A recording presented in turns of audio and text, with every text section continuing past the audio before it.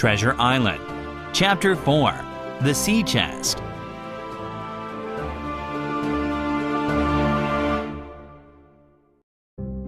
I lost no time in telling my mother everything I knew. I'm sorry, I said. I should have told you what was happening a long time ago. Now we're in danger. My mother sighed and, as always, was worried only about our financial situation.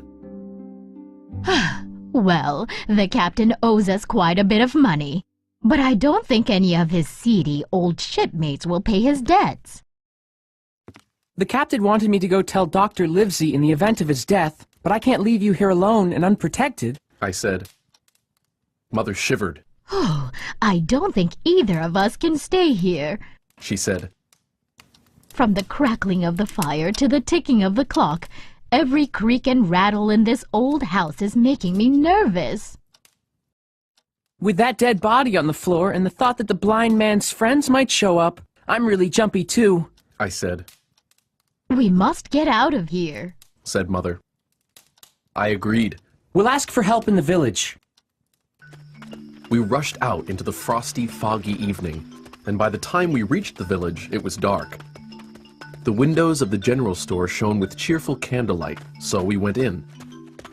Soon, a crowd of men were listening to our story with great concern, but no one wanted to go to the Admiral Benbow. I'm sorry, Mrs. Hawkins, said Mrs. Crossley, the shopkeeper. Captain Flint's men are too dangerous.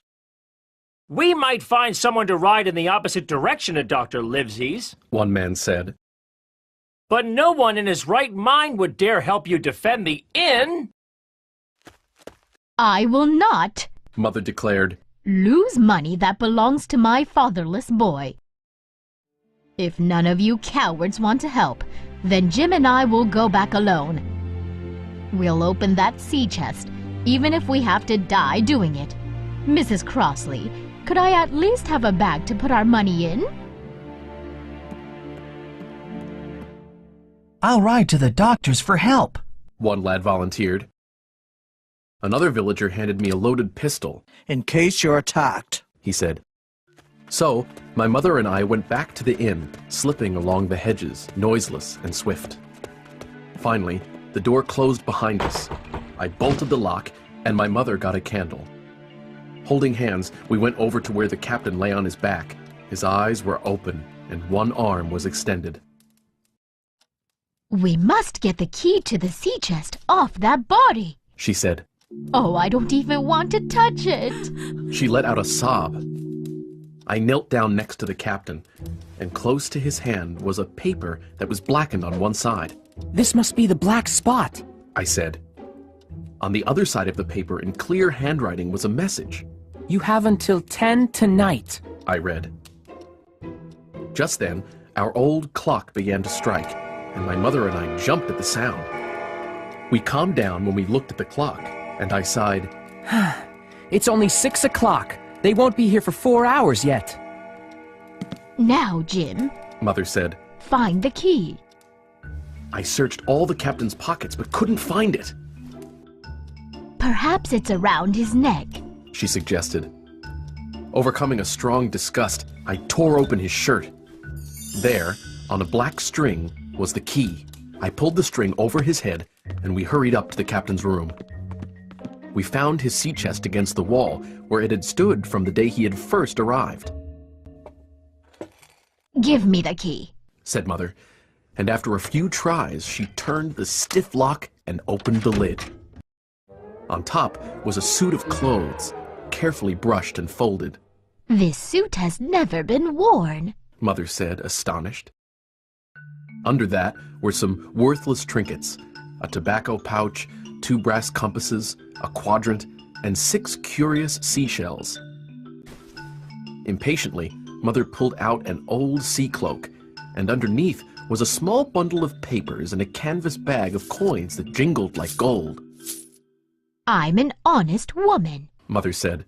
I'll take what he owes me and no more. Hold open Mrs. Crossley's bag, Jim. She pulled out a handful of coins and began to count them into the bag. Suddenly, I heard a familiar sound, the tap, tap, tapping of the blind man's stick on the frozen road outside, and I put my hand on Mother's arm. Listen. I whispered. The sound drew nearer and nearer, and we held our breath as the bolt rattled on the door. That horrible man is trying to get in. I whispered again.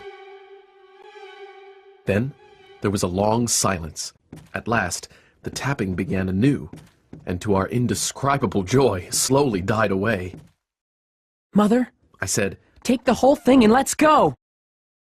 I won't take more than I'm owed, she said. but I won't be content with less. Besides, it's not even 7 yet. Then we heard a low whistle a way off, as if a signal was being sent. That was enough for both of us. I'll take what I have, she said, jumping to her feet. I grabbed the bundle of papers too. Then we opened the door and ran out into the moonlight. The fog was rapidly dispersing and wouldn't hide us for long. Behind us, we heard several running footsteps and saw a lantern coming toward us.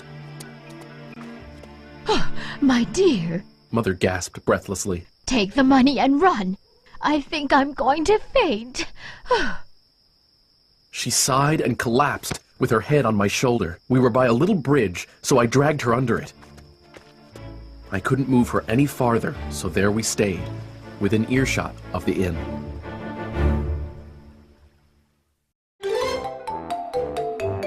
Little Fox.